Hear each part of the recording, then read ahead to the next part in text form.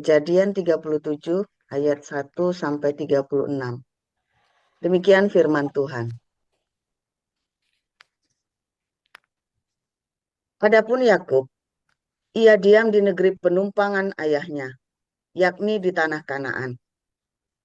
Inilah riwayat keturunan Yakub. Yusuf, tatkala berumur 17 tahun, jadi masih muda, biasa menggembalakan kambing domba bersama-sama dengan saudara-saudaranya, anak-anak Bilha dan Zilpa, kedua istri ayahnya. Dan Yusuf menyampaikan kepada ayahnya kabar tentang kejahatan saudara-saudaranya. Israel lebih mengasihi Yusuf dari semua anaknya yang lain. Sebab Yusuf itulah anaknya yang lahir pada masa tuanya. Dan ia menyuruh membuat jubah yang maha indah bagi dia.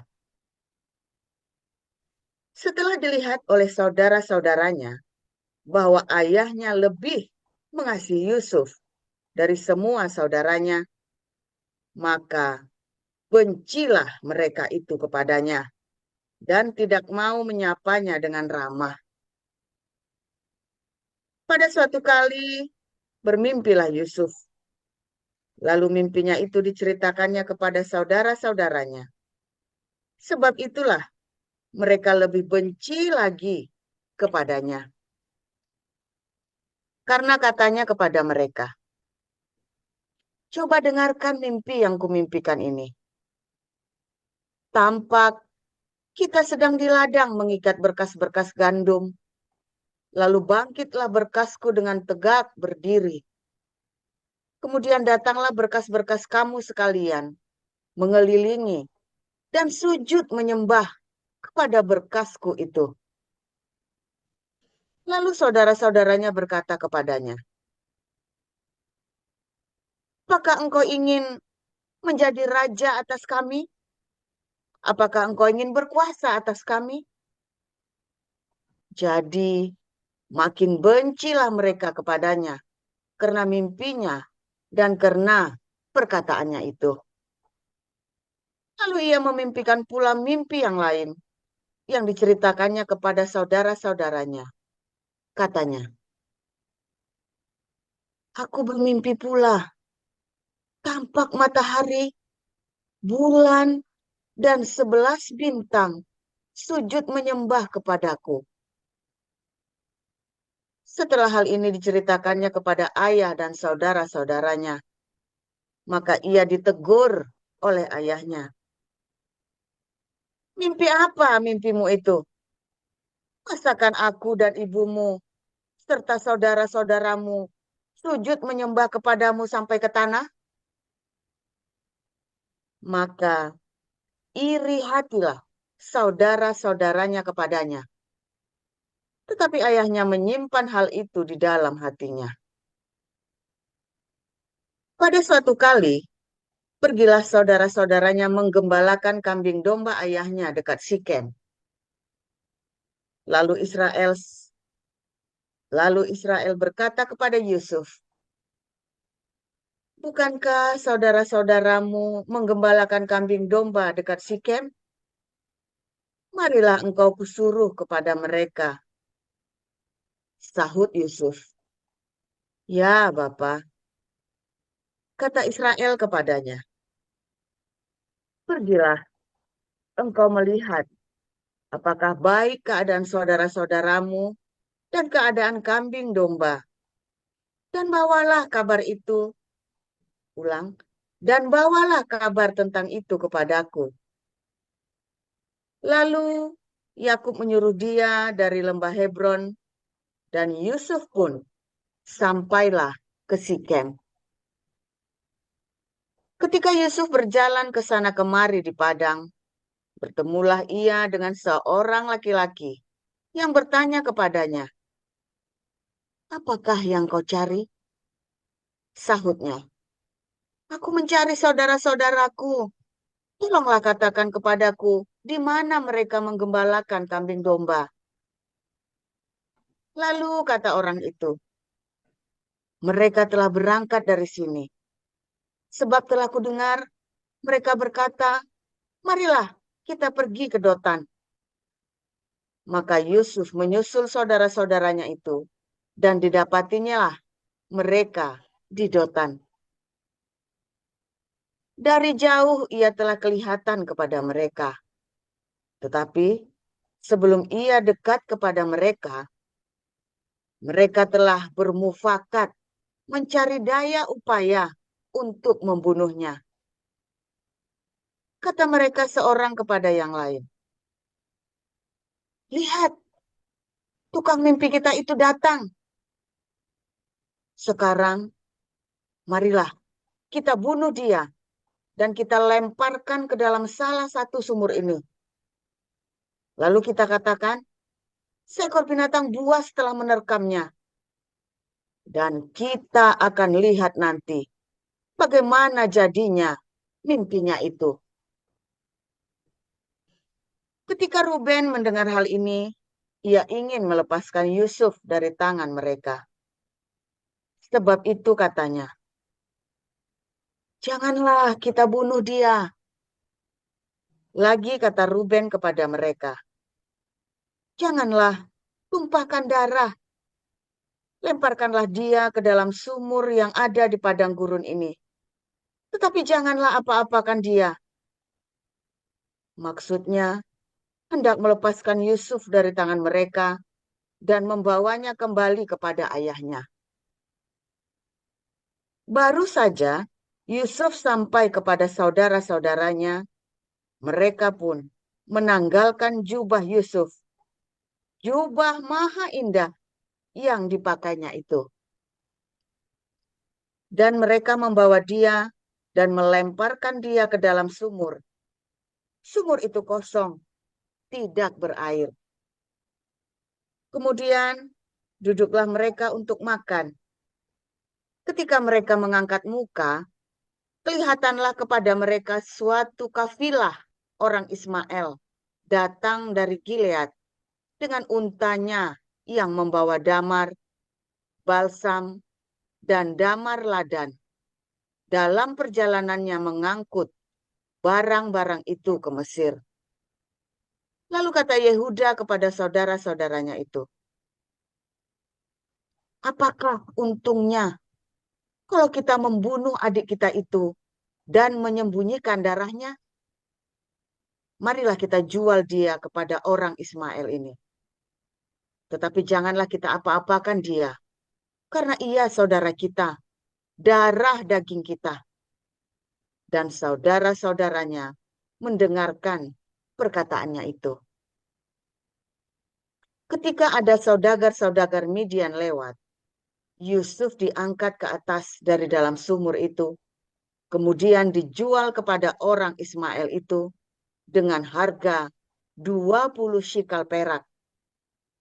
Lalu Yusuf dibawa mereka ke Mesir. Ketika Ruben kembali ke sumur itu, ternyata Yusuf tidak ada lagi di dalamnya. Lalu dikoyakkannya lah bajunya. Dan kembalilah ia kepada saudara-saudaranya. Katanya, anak itu tidak ada lagi. Manakah aku ini? Kemudian mereka mengambil jubah Yusuf dan menyembelih seekor kambing. Lalu mencelupkan jubah itu ke dalam darahnya. Jubah maha indah itu mereka suruh antarkan kepada ayah mereka dengan pesan. Ini kami dapati. Silakanlah Bapak periksa. Apakah jubah ini milik anak Bapak atau tidak? Ketika Yakub memeriksa jubah itu, ia berkata, ini jubah anakku. Binatang buas telah memakannya. Tentulah Yusuf telah diterkam. Dan Yakub mengoyakkan jubahnya, lalu mengenakan kain kabung pada pinggangnya. Dan berkabunglah ia berhari-hari lamanya karena anaknya itu. Sekalian anaknya laki-laki dan perempuan berusaha menghiburkan dia, tetapi ia menolak dihiburkan. Serta katanya, Tidak, aku akan berkabung sampai aku turun mendapatkan anakku ke dalam dunia orang mati. Demikianlah Yusuf ditangisi oleh ayahnya. Adapun Yusuf, ia dijual oleh orang Midian itu ke Mesir kepada Potifar, seorang pegawai istana Firaun, kepala pengawal raja. Iman adalah dasar dari segala sesuatu yang kita harapkan dan bukti dari segala sesuatu yang tidak kita lihat. Sebab oleh imanlah telah diberikan kesaksian kepada nenek moyang kita. Karena iman kita mengerti bahwa alam semesta telah dijadikan oleh firman Allah, sehingga apa yang kita lihat telah terjadi dari apa yang tidak dapat kita lihat. Karena iman Habil telah mempersembahkan kepada Allah korban yang lebih baik daripada korban Kain.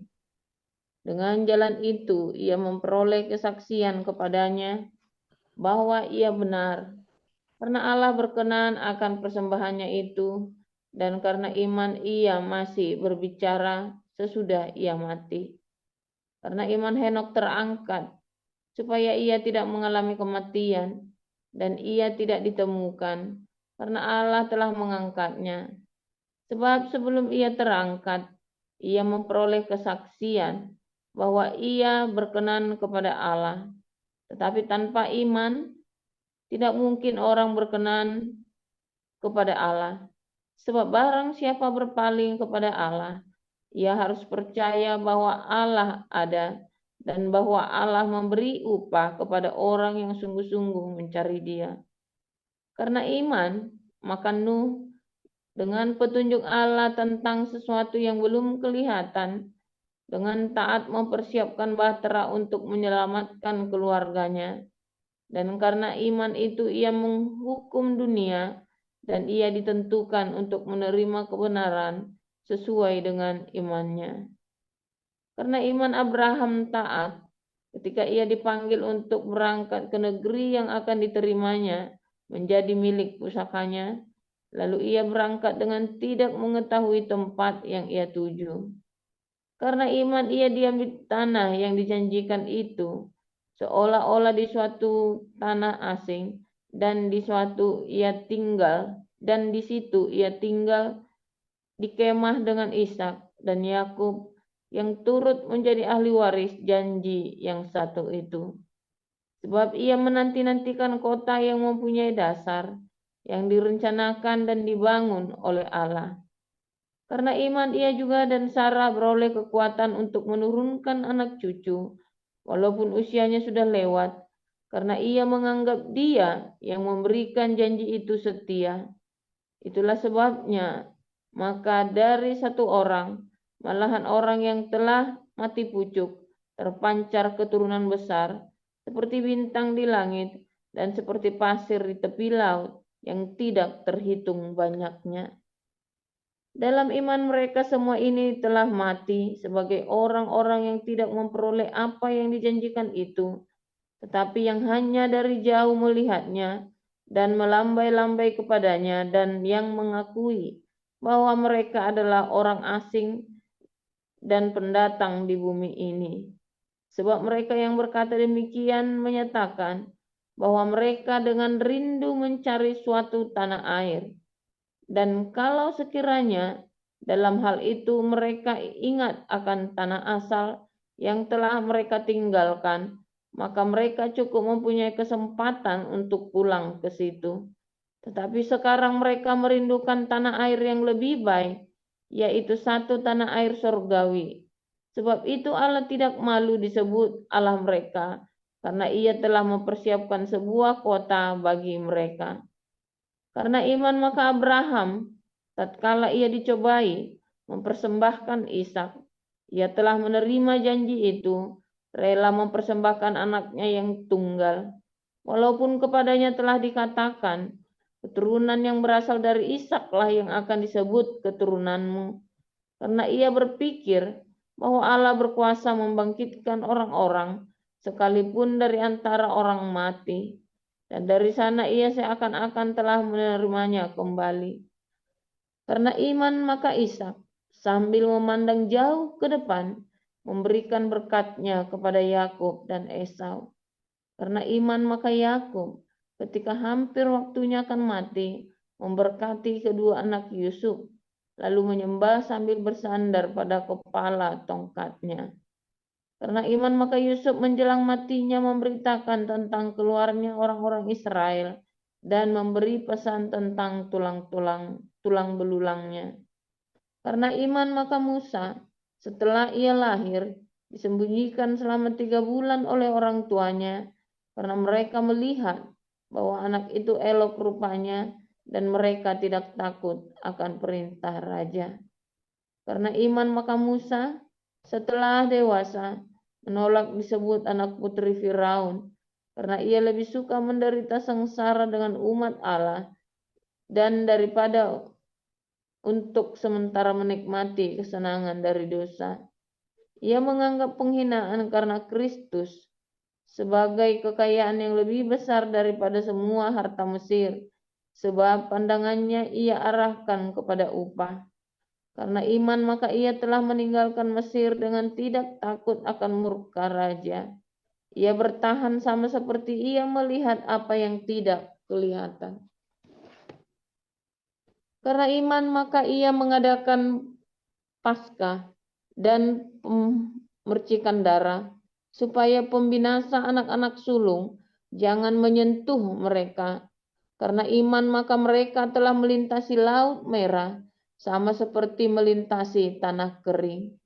Sedangkan orang-orang Mesir tenggelam ketika mereka mencobanya juga. Karena iman maka runtuhlah tembok-tembok Yeriko setelah kota itu dikelilingi 7 hari lamanya. Karena iman maka Rahab, perempuan sundal itu, tidak turut binasa bersama-sama dengan orang-orang durhaka, karena ia telah menyambut pengintai-pengintai itu dengan baik. Dan apakah lagi yang harus aku sebut? Sebab aku akan kekurangan waktu apabila aku hendak menceritakan tentang Gideon, Barak, Simson, Yefta, Daud dan Samuel dan para nabi yang karena iman telah menaklukkan kerajaan-kerajaan, mengamalkan kebenaran, memperoleh apa yang dijanjikan, menutup mulut singa-singa, memadamkan apa yang dahsyat. Mereka telah luput dari mata pedang, telah beroleh kekuatan dalam kelemahan, telah menjadi kuat dalam peperangan, dan telah memukul mundur pasukan-pasukan tentara asing. Ibu-ibu telah menerima kembali orang-orangnya yang telah mati, sebab dibangkitkan. Tetapi orang-orang lain membiarkan dirinya disiksa dan tidak mau menerima pembebasan, supaya mereka beroleh kebangkitan yang lebih baik. Ada pula yang diejek dan didera, bahkan yang dibelenggu dan dipenjarakan. Mereka dilempari, digergaji, dibunuh dengan pedang. Mereka mengembara dengan berpakaian kulit domba dan kulit kambing sambil menderita kekurangan, kesesakan dan siksaan. Dunia ini tidak layak bagi mereka. Mereka mengembara di padang gurun dan di pegunungan, dalam gua-gua dan celah-celah gunung. Dan mereka semua tidak memperoleh apa yang dijanjikan itu, sekalipun iman mereka telah memberikan kepada mereka suatu kesaksian yang baik. Sebab Allah telah menyediakan sesuatu yang lebih baik bagi kita. Tanpa kita, mereka tidak dapat sampai kepada kesempurnaan. Luar biasa firman Tuhan selalu baru setiap hari, saudara ya.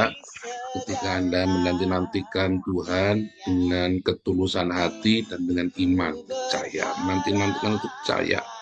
Di dalam percaya itu kalau kamu goyah, kalap, saudara. Saya ngalami kalap, ya saudara ya. Saya ngalami ketika lagi menanti-nantikan, akan putus, saudara ya. Iya kalau terjadi yang baik, kalau enggak gimana? Aduh, begitu goyah mata gelap, saudara. Saudara, timbun pagi ini saya ajarin Anda semua ya, setiap detil kehidupan saya lewatin, saudara. Dan sebetulnya yang saya lewati itu juga lewat, ya. Hanya bedanya saya sabar, saya sampai, Anda belum nyampe. Ya kan? Saya sampai ke tanah Kanaan saya, tanah perjanjian, dan belum nyampe, ya kan?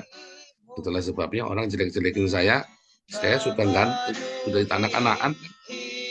Anda mau goyah saya kayak apa, Anda mau hina, mau fitnah, saya sudah di tanah Kanaan, sudah ganteng, saudara ya. Sudah ganteng namanya kan, sudah di tanah Kanaan kan. Sementara Anda masih juang untuk ke tanah Kanaanmu, ya kan? Itu saudara, itu kemenangan saya kan di situ kan. Makanya kita bisa mau bodo amat dengan musuh-musuh. Kalau saya mau kejam lagi, lebih tegel lagi, nggak tak, bahkan masalah uang aja nggak usah tak bahas. Bodo amat saudara ya. Nah, tapi nanti kasihan pengurusnya saudara ya. Ya kan nanti juga donasinya berkurang kalau masalah uang. Tapi bodo amat mau berkurang. Tapi jangan saudara ya, harus ada sesuatu supaya sedikit manusiawi. Sedikit manusiawi saudara. Kalau terlalu holy kan nggak baik saudara ya. Dia terlalu holy itu, wah, kayaknya nggak ada cacatnya itu ya. Maksudnya diem dia paling pokoknya. Oh jangan, saudara, saya cukup manusiawi. Masalah lain saya tidak perlu klarifikasi. Kalau ada uang kita harus klarifikasi karena kita menarik dana dari masyarakat. Ya, saudara, ada yang menarik saudara ya dari ceritanya ya Yusuf tadi ya. Saya mau singgung sedikit. Kalau Anda melihat Hakim-Hakim 8, ini juga sama ya. Orang Ismail dengan orang Midian itu disebut dengan substitusi saudara. Gitu ya. Karena memang di dalam sejarahnya orang Ismail, orang Midian, orang Esau itu nanti kemudian jadi kroni saudara satu dari mulai tanah Midian sampai ke Mesopotamia Barat ya. Itu nanti jadi kroni mereka jadi bercampur ya mereka ya. Tetapi masih anak-anaknya Abraham. Mereka tidak menikah dengan orang Amalek ya. Enggak. Tetap berpisah saudara. Tapi kemungkinan mereka gabung dengan orang Amon dan Moab. Karena Amon dan Moab itu masih kerabatnya mereka, anaknya Lot, ya. Jadi mereka masih kumpul,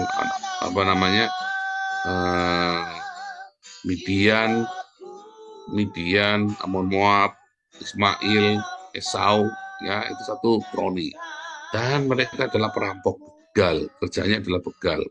Dan mereka pakai anting bulan-bulanan. Mereka tidak menyembah Yehova, saudara ya. Mereka menyembah dewa bulan sabit, ya. Nah, itu begitu ya.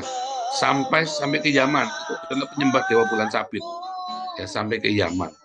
Jadi jangan ngotot mereka menyembah Yehova Elohim, enggak ya saudara. Dari mulai Ismail sampai ke Mesopotamia sampai ke Yaman, ya sampai ke Damaskus di Syria itu, ya. Ada penyembahan kepada dewa bulan sabit itu anyway ya supaya Anda mengerti pengetahuan umum sejarahnya. Kemudian ya di situ kan ada Yusuf kontra melawan saudara-saudaranya. Yusuf dan saudara-saudaranya, saudara bayangin Yusuf ini adalah seorang yang visioner. Zaman sekarang ngomongnya visioner, kalau zaman dulu itu namanya tukang mimpi, ya umbrus. Ya, mimpinya ngomong gede, bacotnya gede, saudara ya. Ya kan, Yusuf ini kan kalau ngomongnya gede, saudara ya. Mimpinya tuh ceritain, ya jengkel, saudara ya, karena ngomongnya gede. Udah gitu melibatkan orang lain lagi. Saudara, apa yang dialami oleh Yusuf ini, ya, saya ngalamin, saudara ya.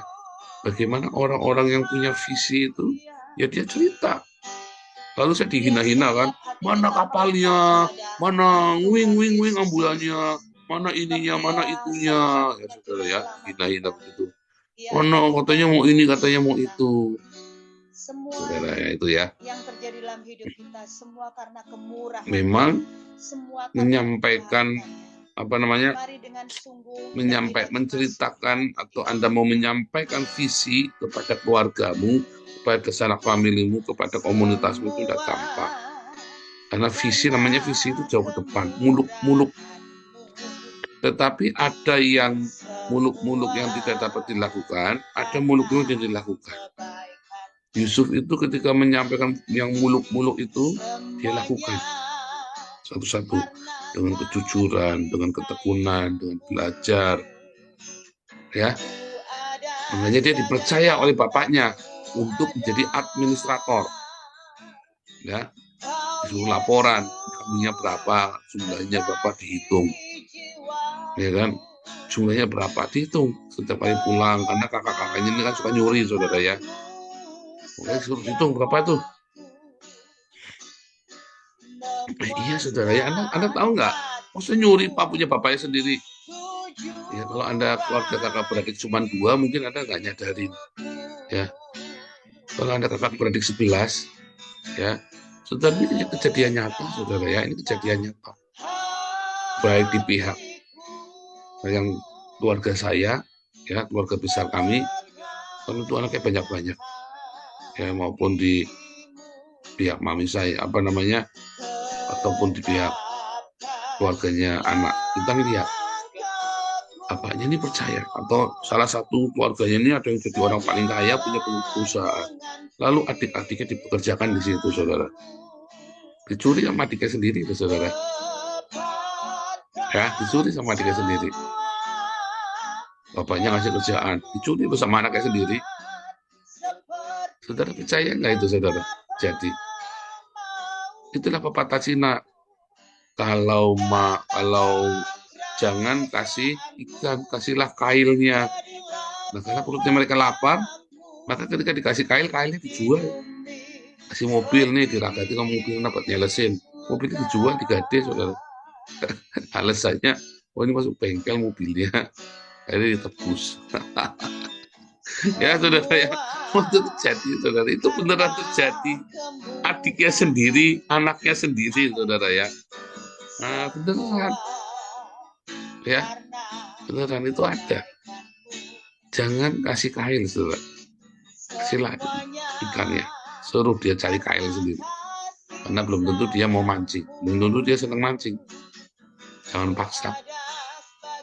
Salah ya, saudara ya. Sudah berkali-kali saya bilang ya. Belum tentu dia menikmati pekerjaan itu. Mungkin dia pengen jadi pelukis. Mungkin dia mau jadi mau jadi gigolo mungkin. Di sana, saudara ya. Belum tentu dia senang dengan pekerjaan yang kamu kasih itu. Kita sudah berapa kali ya. Saya dari zaman saya masih di full timer di gereja ya. Kita bikin penginjilan di kampung-kampung.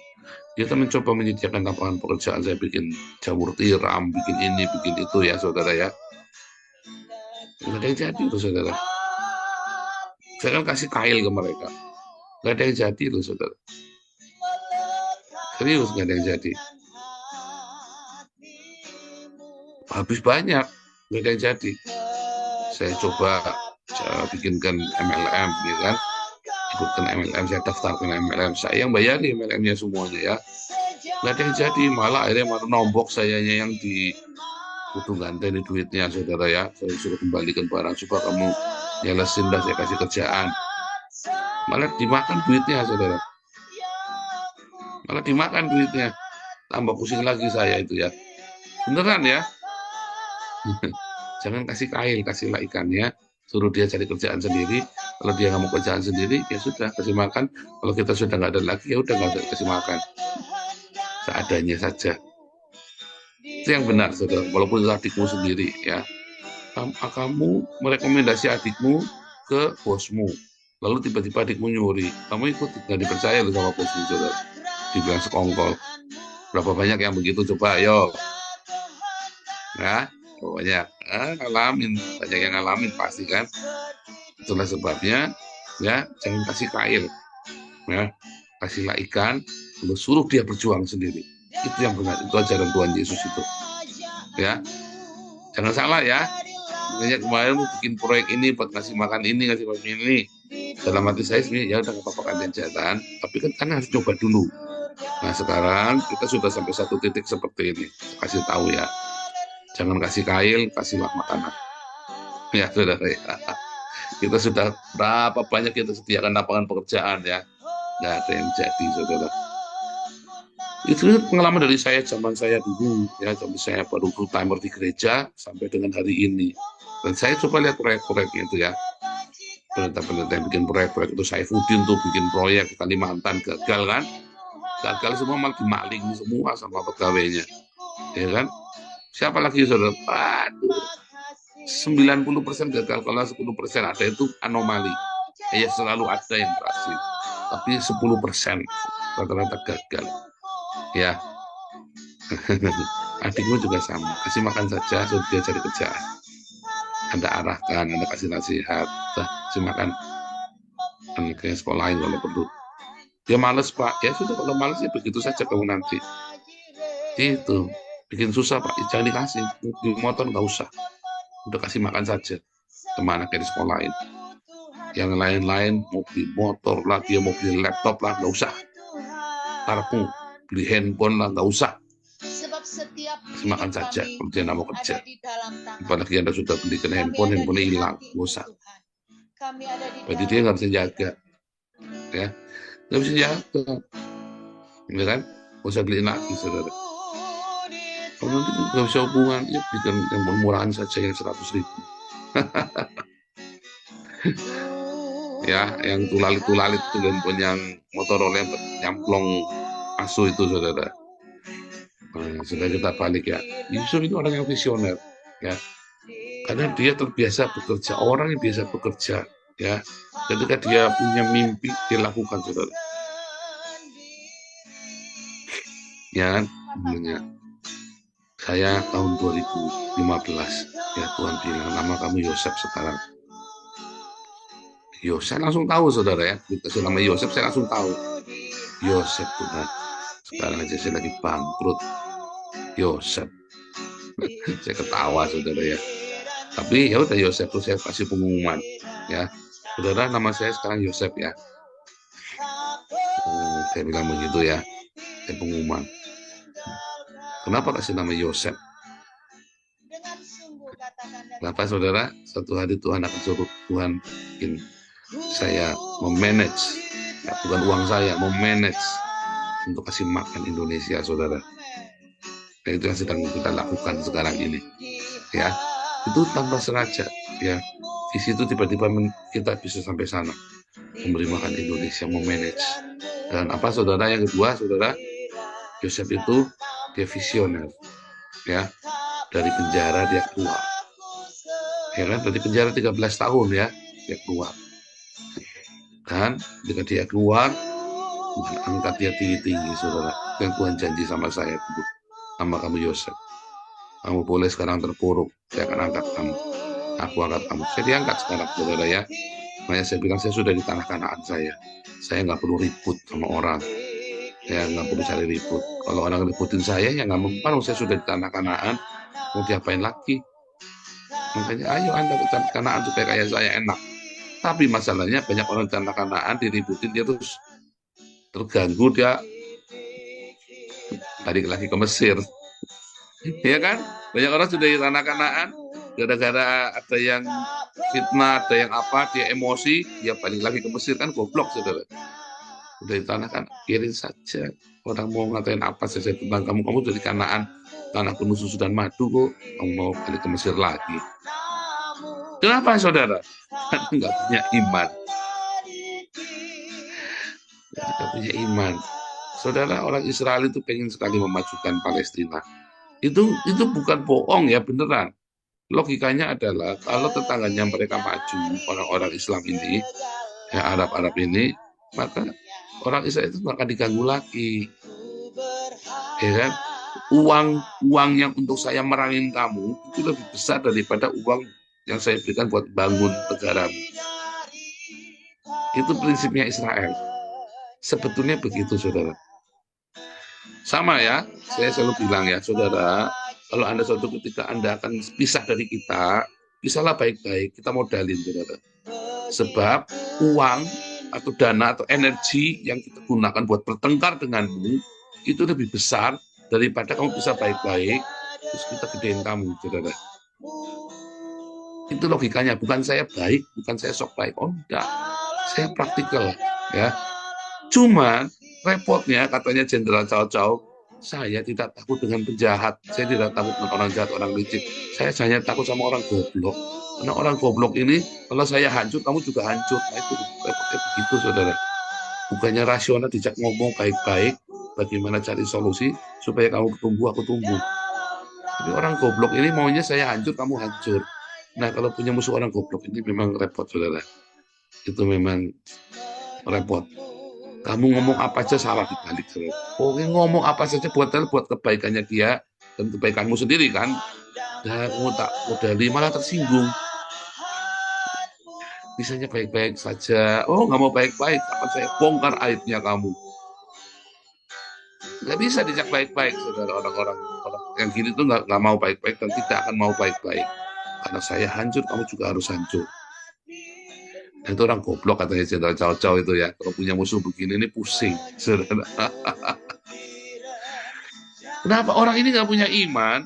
Ya, kalau orang yang sudah di tanah Kanaan, ya seharusnya dia sudah punya iman. Karena kan sudah latihan di Mesir, padang gurun, sampai di Kanaan. Dia sudah terbiasa melatih imannya kayak saya kan. Tetapi di tengah perjalanan ini banyak orang itu kalap, nggak tahan, saudara. Sehingga mata gelap. Tekanannya di padang gurun itu kan besar sekali, saudara. Benar nggak? Kamu kalau hidupin padang gurun itu, wah tekanannya besar sekali. Anda goyah imanmu, kalap, saudara. Kamu goyah, kalap. Kamu menanti-nantikan janji yang entah kapan doamu, entah kapan dikabulkan. Janjimu, tekananmu, pergumulanmu, entah kapan selesainya. Paling gampang apa? Gue labrak, jeder, kalap. Habis imanmu kan. Ya, saya ngalami, tenang aja. Saya mengalami proses itu. Anda juga ngalamin, saya juga ngalamin. Bedanya saya nggak pakai lama. Ya, padang gurun saya 2 tahun saja. Ada yang sampai 40 tahun. Kenapa? Kalap terus. Mami saya contohnya. Kalap. Di tengah jalan puasa. Ya, saudara. Mami saya sering puasa tuh ya, saudara ya. Nangis, nyanyi malam-malam jam 3 pagi ya. Sampai pagi saya itu khawatir karena belakangnya kan musola. Malam-malam jam 3 pagi, Mami nyanyi. Yesus penolongku. Suaranya falasisan, saudara ya. Jam 3 pagi, nyanyi belakang musola, saudara. Bayangin ya. Musola masjid gede. Ya, dia nyanyi, Yesus penolongku jam 3 pagi. Suaranya fales. Kan kayak hantu, kayak kuntilanak, saudara.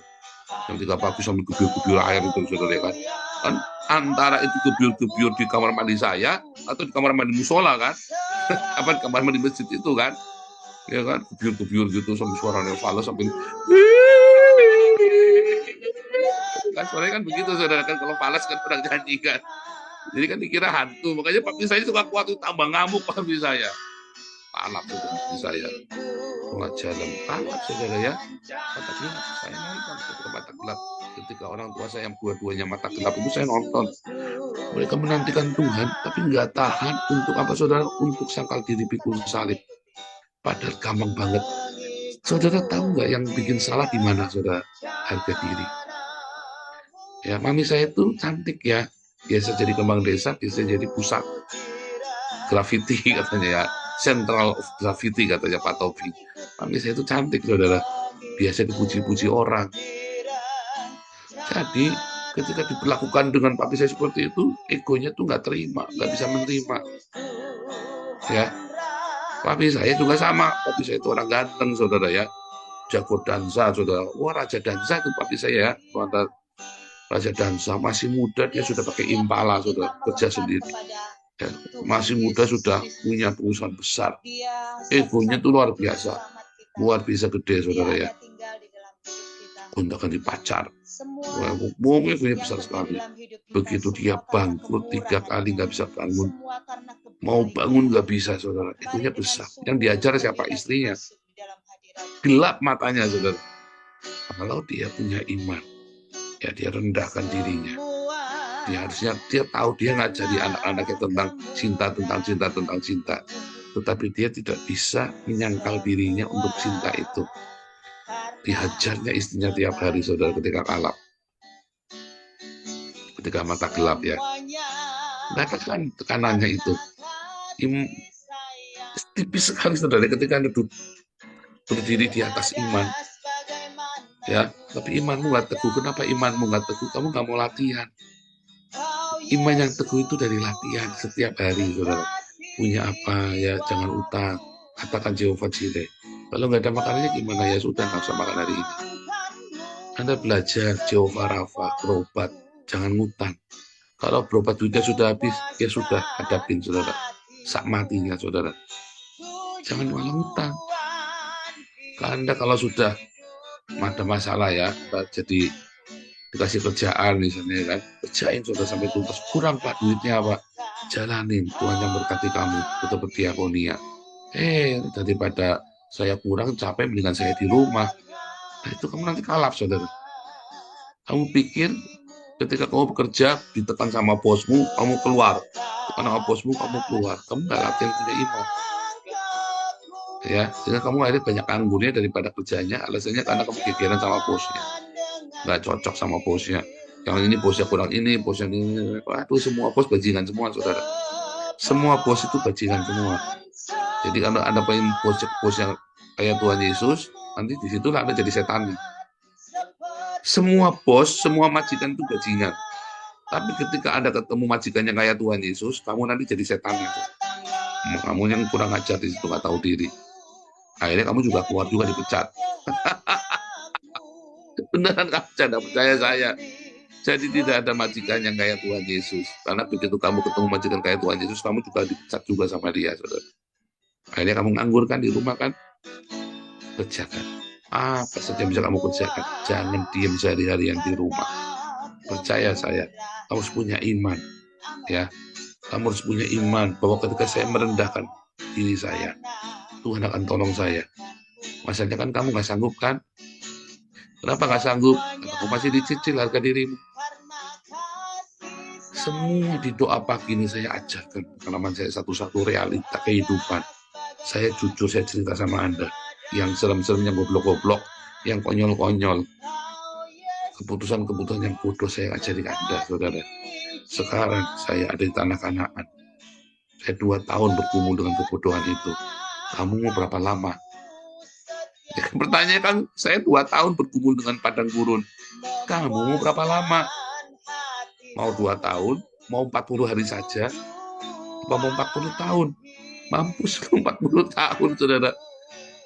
Bagus, masih utuh kamu badannya, nggak tinggal tulang belulang. Iya kan? Nah, saya ceritakan semuanya kepada Anda. Bagaimana, kenapa saya harus tanggung jawab dengan masalah keuangan. Bagaimana saya harus transparan.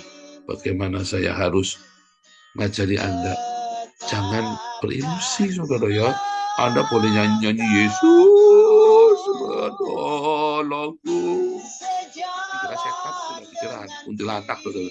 Malah berdeni kamu nyanyi teriak-teriak itu di rumah malam-malam. Oh, saya mencari pertolongan Tuhan. Nggak bakal ditolong. Kalau kamu belum merendahkan hatimu. Kalau kamu belum sangkal diri, pikul salibnya. Baru kamu diomongin sedikit saja.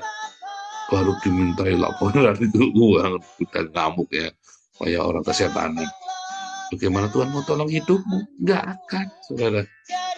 Percaya nggak akan. Jangan ngomong. Kalau ada, itu random. Acak, bukan Tuhan tolong tambahnya musab kamu. Percaya saya kamu jangan. Saya ngomong, ini indoktrinasi Pak. Iya. Kamu coba saja kalau nggak percaya. Praktek saja. Dan praktekkan yang saya ngomong. Kamu nggak usah teriak-teriak, Yesus menolongku. Nggak usah nyanyi-nyanyi begitu. Anda cukup merendahkan hati, Tuhan begitu kamu akan sendiri. Saya ngalamin, saudara. Makanya saya berhenti pergi ke gereja. Makanya saya berhenti, apa saudara? Saya berhenti dengan ritual agama. Ya, ketika saya merendahkan hati, ketika saya ngalah, ketika saya diam, tiba-tiba Tuhan angkat. Ketika saya mulai bekerja, apa saja tak kerjain, tiba-tiba apa yang saya kerjakan itu 40 lipat. Simple, saya cuma nulis buku, ya, 40.000, orang ngasihnya 1 juta. Padahal itu harganya berapa? 40.000. Udah dikirim 1 juta, Pak. Saya bisa hidup dengan itu, ya. Sampai saya akhirnya bisa sekolah teologi ya. Saya sekolah teologi dong, saya nulis buku, sengaja saya sekolah teologi beneran. Ya. Ketika kita membaptis, ya, saya nggak pernah tak jual baptisannya itu sebenarnya. Kasih rekening baptisan, nggak pernah. Saya kerjakan dengan setia, dengan tekun. Tuhan berkati dengan luar biasa hidup saya, saudara. Dengan tanggung jawab. Sungguh, saudara ya. Anda mau berapa lama padang gurun? Tuhan Yesus memberkati.